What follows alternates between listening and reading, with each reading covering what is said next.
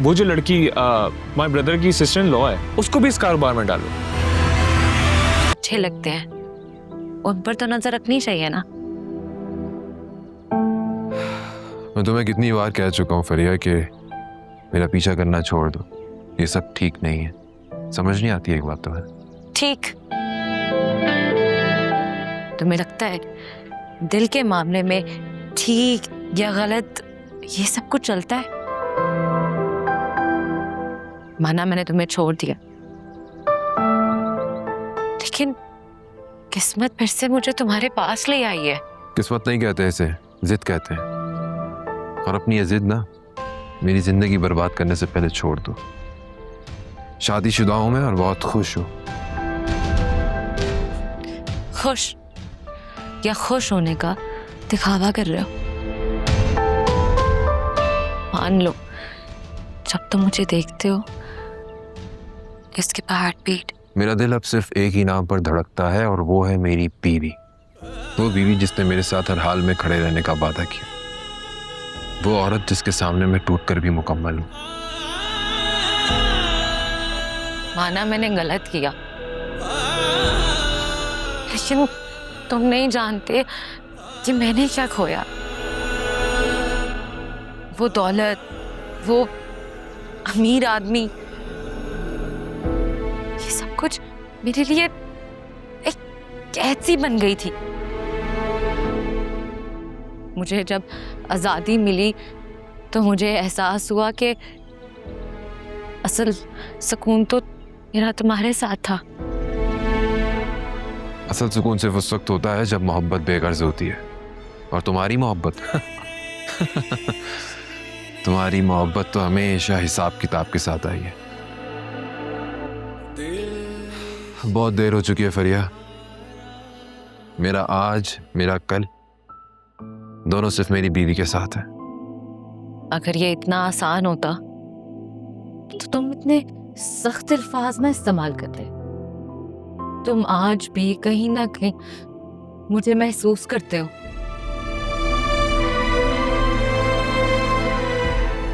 करता हूं महसूस, रोज करता हूं, लेकिन सिर्फ एक पछतावा।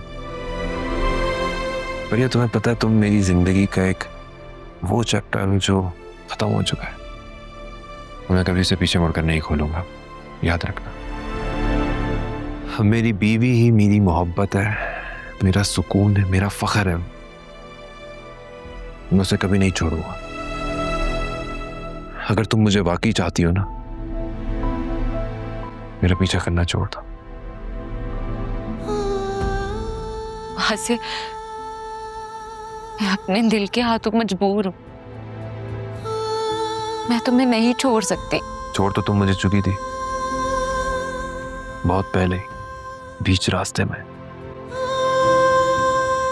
तुम्हें पता है, जब मैं मंजिल की तलाश में भटक रहा था तब मेरी बीवी ने मेरा हाथ थामा था और मुझे मंजिल तक पहुंचाने का रास्ता दिखाया। स्टूडियो था। प्लीज वैसे मुझे छोड़कर मत जाओ, फिर से मेरे पास वापस आ जाओ।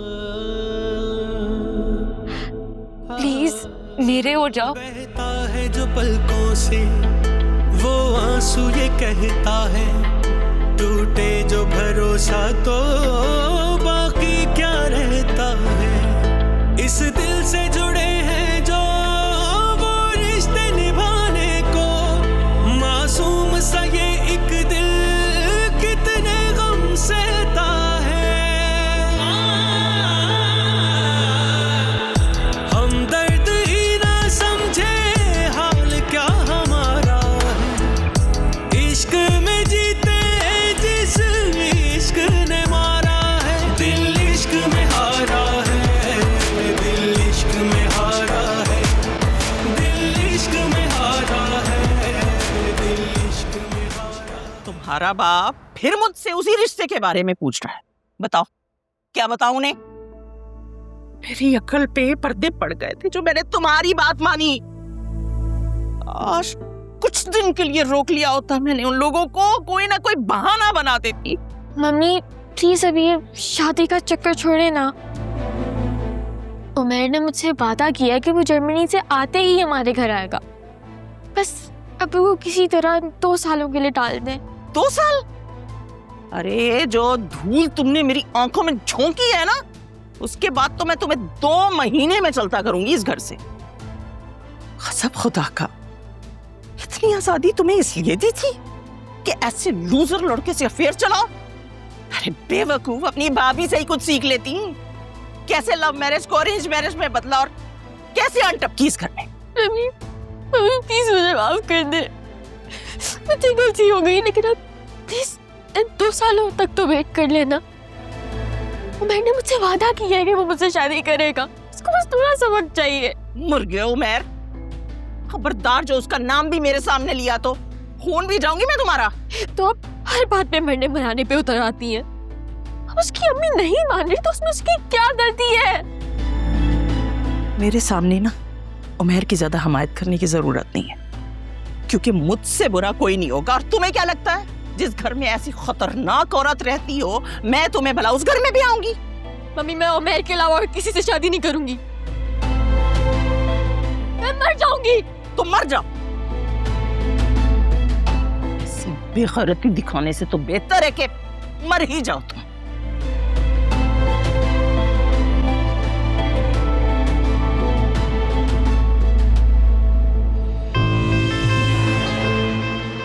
एक मुसीबत खत्म नहीं होती कि दूसरी सर उठा लेती है। खैर मैं भी इसका कोई ना कोई हल निकाल के रहूंगी।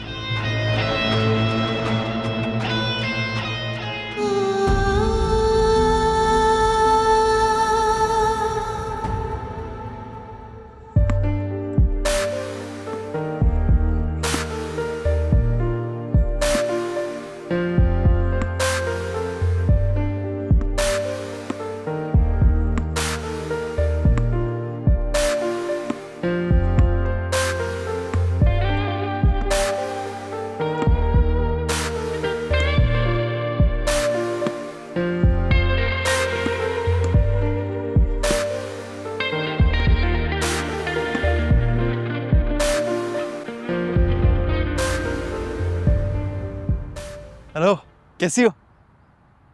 मैं अच्छी हूँ, तुम कैसे हो? मैं ठीक नहीं हूँ यार। वो तो शक्ल से ही लग रहा है। बाबा ने पैसे देने से मना कर दिया। कोई अपने पैसे तुम्हें क्यों देगा? बताता हूँ यार, मैं उनका बेटा हूँ, वो मेरी हेल्प नहीं करेंगे तो बताओ किसकी करेंगे? पिछले 26 साल से तुम्हें पाल रहे हैं, तुमने अभी तक उनकी कोई हेल्प की है क्या?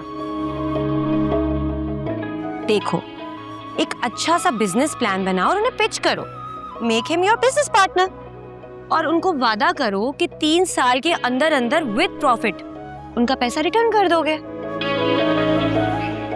ये बात मैंने क्यों नहीं सोची यार? क्योंकि तुम भी ना दिल से सोचते हो, जबकि तुम्हें दिमाग से सोचना चाहिए। क्या करूं मैडम? दिमाग पर आपने जो कब्जा कर रखा है। मेरा कब्जा तुम्हारे दिल पर होना चाहिए, दिमाग पे नहीं। काश दिल का भी कोई दिमाग होता। ये जो जुबान चलाने में तुम अक्ल इस्तेमाल करते हो ना, ये कारोबार में भी कर लिया करो, जिंदगी आसान हो जाएगी।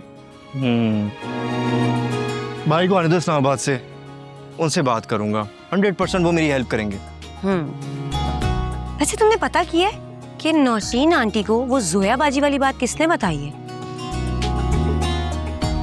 तो एक बात बताऊं, मेरा मजाक तो नहीं उड़ाओगी? मैं तो जरूर उड़ाऊंगी। चलो उड़ा लेना यार, कोई बात नहीं। तुम्हें पता है हमारी मम्मी की एक आदत है, वो दरवाजे के बाहर जाके कान लगा के दूसरों की बातें सुनती हैं। उन्होंने बचपन में हमें भी काम पे लगाया, बता कि जाओ दादी और पप्पू की बात सुन के आओ, मुझे आगे बताना।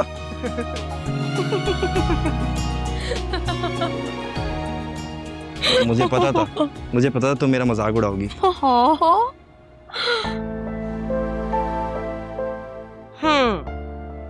मुझे ना तुम्हारी बात से ज्यादा ना तुम्हारी शक्ल पर हंसी आ रही है, बहुत क्यूट लग रहे हो।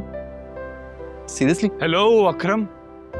अरे सुल्तान भाई, अस्सलाम वालेकुम, कैसे? वालेकुम सलाम, मैं ठीक, तुम कैसे हो? And who is this pretty lady? ये मेरे बड़े भाई की सिस्टर इन लॉ है और मेरी बहुत अच्छी फ्रेंड भी।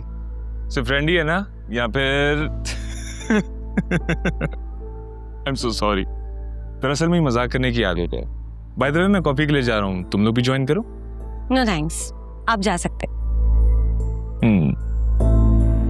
As you wish. See you later.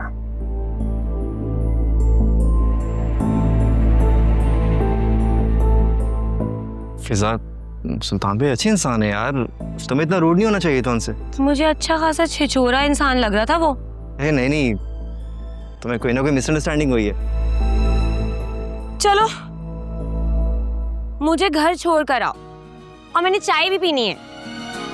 ऐसा आपका हुक्म मैडम, सलाखों पर। चलो फिर। Let's go.